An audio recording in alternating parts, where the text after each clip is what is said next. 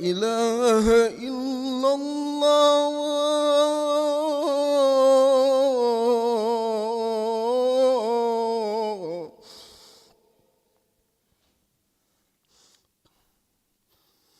أشهد أن لا إله إلا الله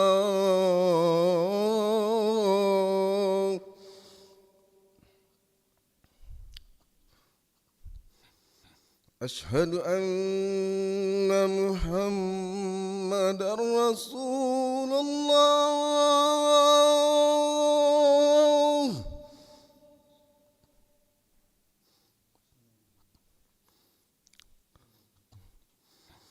أشهد أن محمدًا رسول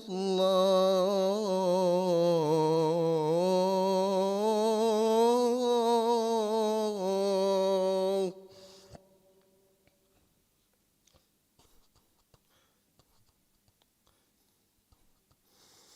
حي على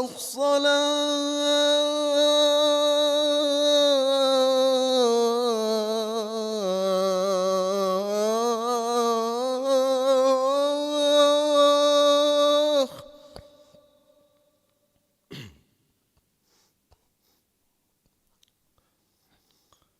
حي على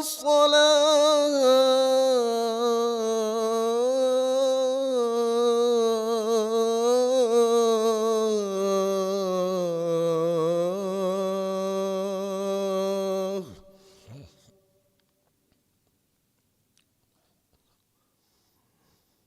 حي على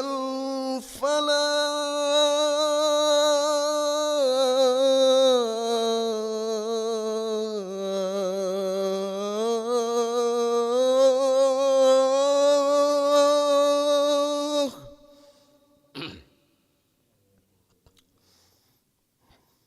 حي على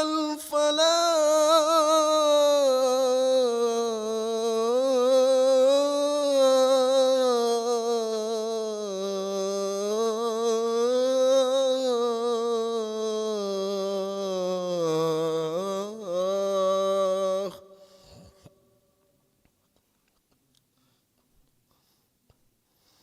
الصلاة خير من النوم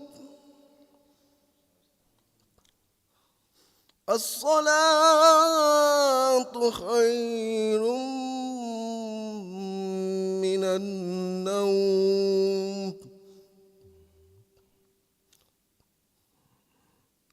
الله أكبر الله أكبر لا إله إلا الله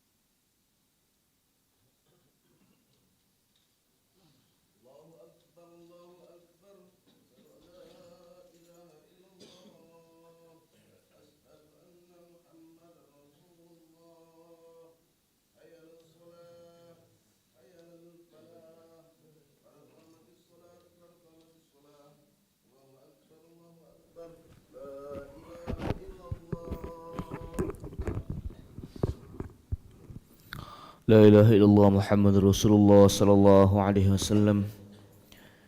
استقيموا واعتدلوا سووا صفوفكم فإن تسبية الصفوف من تمام الصلاة. أصلي فرض الصبح ركعتين واستغفر الذي هداني ومن لله تعالى. الله أكبر.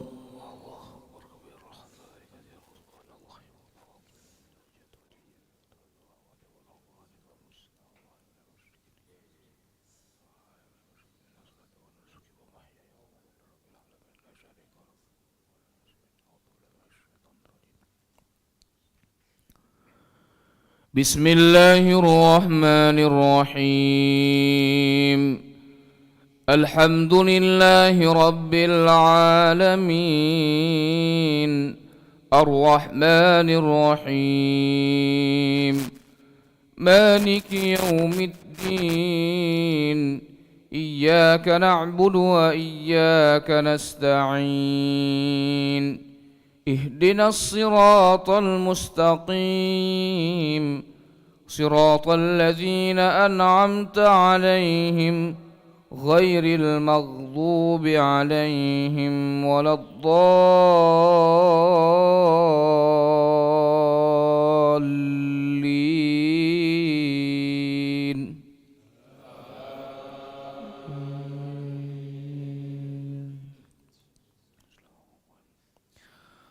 وكم قصمنا من قرية كانت ظالمة وأنشأنا بعدها قوما آخرين فلما أحسوا بأسنا إذا هم منها يركضون.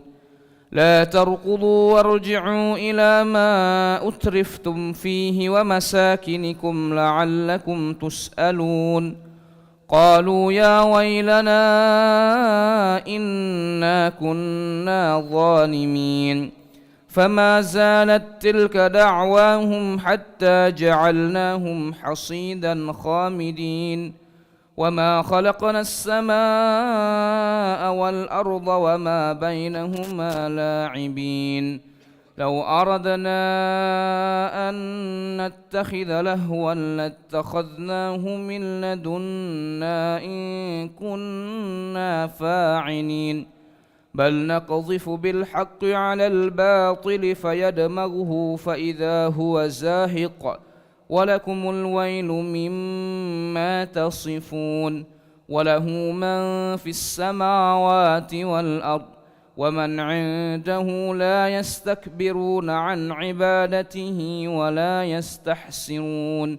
يسبحون الليل والنهار لا يفترون. أم اتخذوا آلهة من الأرض هم ينشرون. أم اتخذوا آلهة من الأرض هم ينشرون. لو كان فيهما آلهة إلا الله لفسدتا فسبحان الله رب العرش عما يصفون. لا يسأل عما يفعل وهم يسألون. أم اتخذوا من دونه آلهة قل هاتوا برهانكم هذا ذكر من معي وذكر من قبلي بل أكثرهم لا يعلمون الحق فهم معرضون. الله أكبر.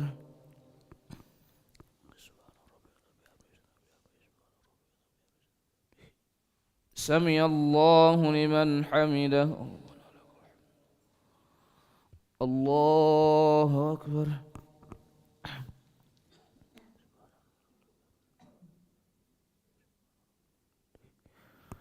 الله أكبر.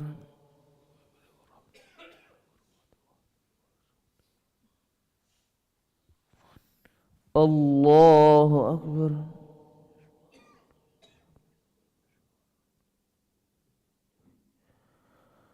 الله أكبر. بسم الله الرحمن الرحيم. الحمد لله رب العالمين الرحمن الرحيم مالك يوم الدين إياك نعبد وإياك نستعين اهدنا الصراط المستقيم صراط الذين أنعمت عليهم غير المغضوب عليهم ولا الضالين.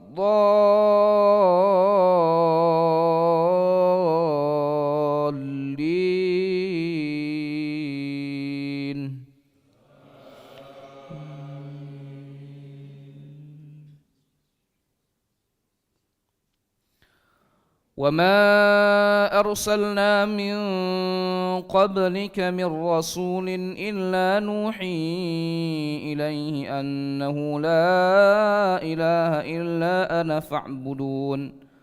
وقالوا اتخذ الرحمن ولدا سبحانه بل عباد مكرمون لا يسبقونه بالقول وهم بأمره يعملون. يعلم ما بين أيديهم وما خلفهم ولا يشفعون إلا لمن ارتضى وهم من خشيته مشفقون. ومن يقل منهم إني إله من دونه فذلك نجزيه جهنم كذلك نجزي الظالمين. أولم ير الذين كفروا أن السماوات والأرض كانتا رتقا ففتقناهما وجعلنا من الماء كل شيء حي أفلا يؤمنون وجعلنا في الأرض رواسي أن تميد بهم وجعلنا فيها فجاجا سبلا لعلهم يهتدون. وجعلنا السماء سقفا محفوظا وهم عن آياتها معرضون. وهو الذي خلق الليل والنهار والشمس والقمر كل في فلك يسبحون. وما جعلنا لبشر من قبلك الخلد أفإن مت فهم الخالدون. كل نفس ذائقة الموت ونبلوكم بالشر والخير فتنة وإلينا ترجعون. الله أكبر.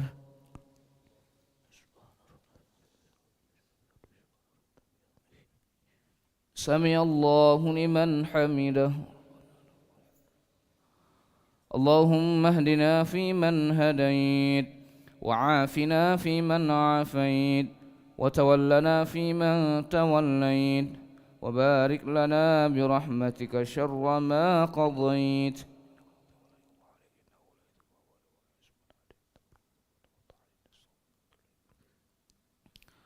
وصلى الله على سيدنا محمد النبي الأمي وعلى آله وصحبه وبارك وسلم. الله أكبر.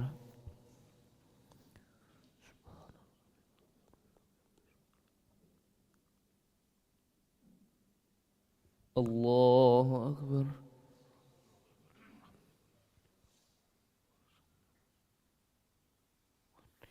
الله أكبر.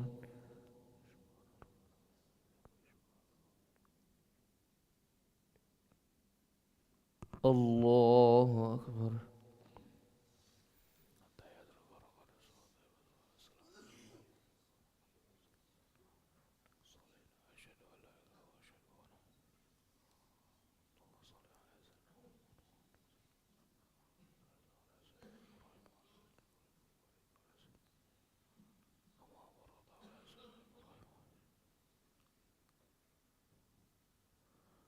السلام عليكم ورحمة الله. السلام عليكم ورحمة الله. استغفر الله العظيم. استغفر الله العظيم. استغفر الله العظيم. الذي لا إله إلا هو الحي القيوم ونتوب إليه. نستغفر الله العظيم الذي لا إله إلا هو الحي القيوم ونتوب إليه. نستغفر الله العظيم الذي لا إله إلا هو الحي القيوم ونتوب إليه. نستغفر الله العظيم الذي لا إله إلا هو الحي القيوم ونتوب إليه. لا إله إلا الله وحده لا شريك له، له الملك وله الحمد يحيي ويميت وهو على كل شيء قدير. لا إله إلا الله وحده لا شريك له، له الملك وله الحمد يحيي ويميت وهو على كل شيء قدير. لا إله إلا الله وحده لا شريك له، له الملك وله الحمد يحيي ويميت وهو على كل شيء قدير. لا حول ولا قوة إلا بالله العلي العظيم. اللهم أجرنا من النار، اللهم أجرنا من النار، اللهم أجرنا من النار، اللهم أجرنا من النار، اللهم أجرنا من النار، اللهم أجرنا من النار، اللهم أجرنا من النار السالمين. اللهم أنت السلام ومنك السلام وإليك يعود السلام. وحينا ربنا بالسلام وأدخلنا الجنة دار السلام. تبارك ربنا وتعاليت يا ذا الجلال والإكرام. إلهنا يا ربنا يا معبود سبحان الله.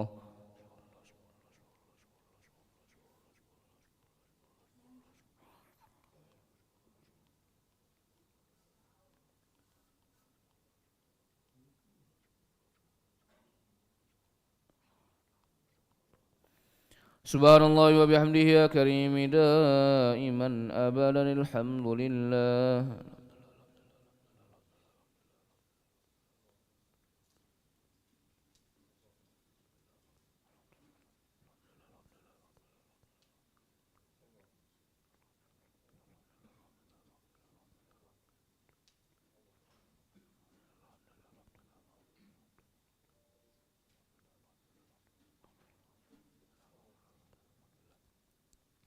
الحمد لله رب العالمين على كل حال وفي كل حال وبنعمه. الله أكبر.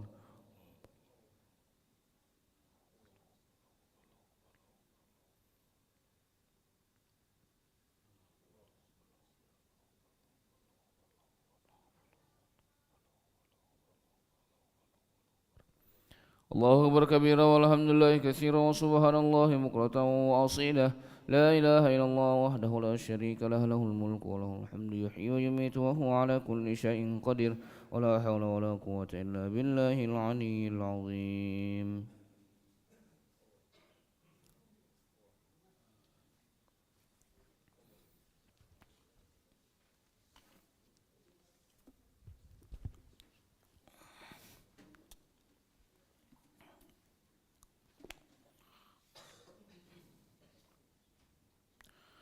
Bismillahirrahmanirrahim. Assalamualaikum warahmatullahi wabarakatuh.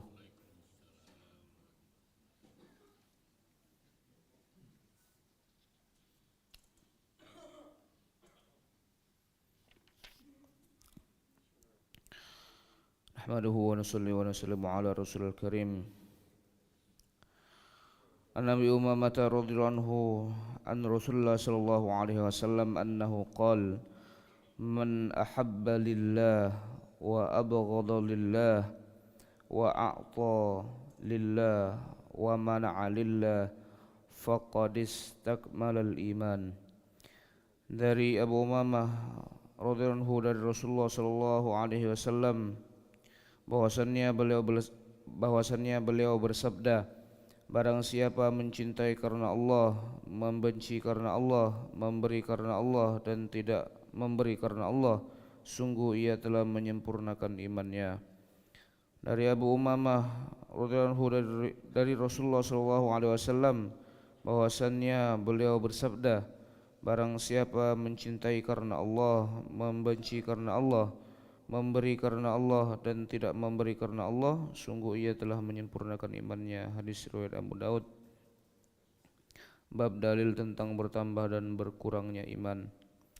An Ibnu Abbas radhiyallahu anhuma an Nabi sallallahu alaihi wasallam أنه قال لأبي ذر يا أبا ذر أي عرى الإيمان أوثق قال الله عز وجل ورسوله أعلم قال الموالة في سبيل الله والحب في الله والبغض في الله. Dari Ibnu Abbas radhiyallahu anhuma dari Nabi sallallahu alaihi wasallam bahwasannya beliau bersabda kepada Abu Dzar radhiyallahu anhu, "Hai Abu Dzar, pilar iman manakah yang paling kuat?" Ia berkata, "Allah dan Rasulnya lebih mengetahui." Beliau bersabda, "Setia karena Allah, cinta karena Allah, dan marah karena Allah." Dari Ibnu Abbas radhiyallahu anhuma dari Nabi sallallahu alaihi wasallam bahwasannya beliau bersabda kepada Abu Dzar radhiyallahu anhu, "Hai Abu Dzar, pilar iman manakah yang paling kuat?" Ia berkata, "Allah dan Rasulnya lebih mengetahui." Beliau bersabda, "Setia karena Allah, cinta karena Allah, dan marah karena Allah." Hadis riwayat Baihaqi dalam kitab Syu'abul Iman.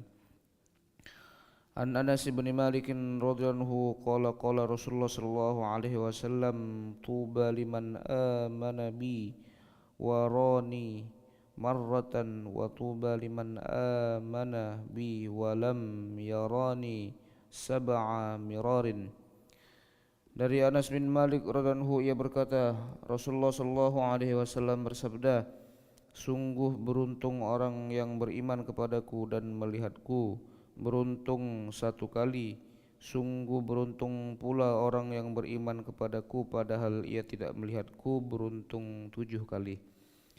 Dari Anas bin Malik radhiyallahu anhu ia berkata, Rasulullah sallallahu alaihi wasallam bersabda, "Sungguh beruntung orang yang beriman kepadaku dan melihatku, beruntung satu kali. Sungguh beruntung pula orang yang beriman kepadaku padahal ia tidak melihatku, beruntung 7 kali." Hadis riwayat Ahmad. An Abdurrahman ibn Yazid rahimahullah qala dzakaru inda Abdillah radhiyallahu anhu ashab Muhammad sallallahu alaihi wasallam wal imanahum qala faqala Abdullah inna amra Muhammadin kana baniyan lima kana bayyinan liman ra'ahu walladzi la ilaha illa ghairuhu ma amana mu'minun afdala min imanin bighaibin thumma qara'a alif lam mim dzalikal kitabu la raiba fihi ila qoulihi ta'ala yu'minuna bil ghaibi. Dari Abdurrahman bin Yazid rahimahullah ia berkata, orang-orang bercerita tentang para sahabat Nabi radhiyallahu anhum dan keimanan mereka di dekat Abdullah bin Mas'ud radhiyallahu anhu. Lalu Abdullah berkata, sesungguhnya perkara yang dibawa Muhammad sallallahu alaihi wasallam sangat jelas bagi orang yang melihatnya. Demi zat yang tidak ada sesembahan kecuali Dia, seorang mukmin tidaklah bisa beriman dengan keimanan yang lebih utama daripada iman kepada hal yang gaib. Lalu ia membaca ayat Alif Lam Mim Dzalikal Kitabu La Raiba Fihi Hudal Lil Muttaqin Alladzina Yu'minuna Bil Ghaibi. Alif Lam Mim, kitab Al-Quran ini tidak ada keraguan padanya, petunjuk bagi mereka yang bertakwa, yaitu mereka yang beriman kepada hal-hal yang gaib. Dari Abdurrahman bin Yazid rahimahullahu ia berkata, orang-orang bercerita tentang para sahabat Nabi radhiyallahu anhum dan keimanan mereka di dekat Abdullah bin Mas'ud radhiyallahu anhu. Lalu Abdullah berkata, sesungguhnya perkara yang dibawa Muhammad sallallahu alaihi wasallam sangatlah jelas bagi orang yang melihatnya. Demi zat yang tidak ada sesembahan kecuali Dia, seorang mukmin tidaklah bisa beriman dengan keimanan yang lebih utama daripada iman kepada hal yang gaib. Lalu ia membaca ayat Alif Lam Mim Dzalikal Kitabu La Raiba Fihi Hudal Lil Muttaqin Alladzina Yu'minuna Bil Ghaibi. Alif Lam Mim, kitab Al-Quran ini tidak ada keraguan padanya, petunjuk bagi mereka yang bertakwa, yaitu mereka yang beriman kepada hal yang gaib. Hadis riwayat Hakim, ia berkata ini adalah hadis sahih. An Anas bin Malik radhiyallahu anhu qala Rasulullah sallallahu alaihi wasallam wa raditu anni laqitu ikhwani qala faqala ashabun nabi sallallahu alaihi wasallam awalaysa nahnu ikhwanuk qala antum ashabi walakin ikhwani alladzina amanu bi wa lam yarani. Dari Anas bin Malik radhiyallahu anhu ia berkata Rasulullah sallallahu alaihi wasallam bersabda, aku ingin sekali berjumpa dengan saudara-saudaraku. Para sahabat berkata, bukankah kami ini saudara-saudaramu? Beliau menjawab, kalian adalah sahabat-sahabatku, sedangkan saudara-saudaraku adalah orang-orang yang beriman kepadaku, padahal mereka tidak melihatku. Dari Anas bin Malik radhiyallahu anhu ia berkata Rasulullah sallallahu alaihi wasallam bersabda, aku ingin sekali berjumpa dengan saudara-saudaraku. Para sahabat berkata, bukankah kami ini saudara-saudaramu? Beliau menjawab, kalian adalah sahabat-sahabatku, sedangkan saudara-saudaraku adalah orang-orang yang beriman kepadaku, padahal mereka tidak melihatku. Hadis riwayat Ahmad. Mudah-mudahan Allah Subhanahu wa taala memberikan kekuatan kepada kita sehingga kita lebih mudah mengamalkan dan menyampaikan.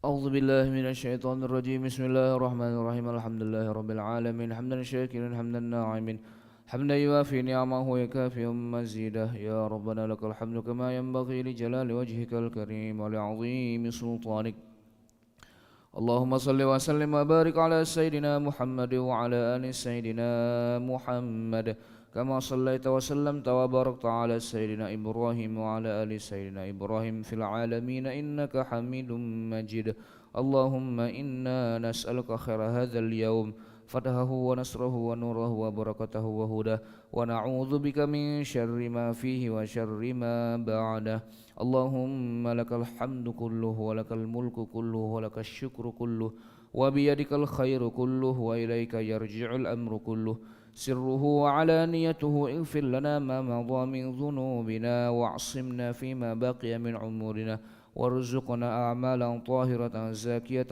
ترضى بها عنا وتب علينا يا مولانا إنك أنت التواب الرحيم يا أول الأولين يا آخر الآخرين يا ذا القوة المتين يا رحم المساكين يا أرحم الراحمين نسألك موجبات رحمتك وعزائم مغفرتك والسلامة من كل إثم والغنيمة من كل بر لا تدع لنا ذنبا إلا غفرته ولا هما إلا فرجته ولا دينا إلا قضيته ولا مبتلا إلا عافيته ولا ضالا إلا هديته ولا جاهلا إلا علمته ولا كسلانا إلا نشدته ولا فقيرا أو مسكينا إلا أغنيته ولا مريضا إلا شفيته ولا عسيرا إلا يسرته ولا ميتا إلا رحمته ولا عاصيا إلا عصمته ولا مكروبا إلا فرجت عنه كروبه ولا عيبا إلا سترته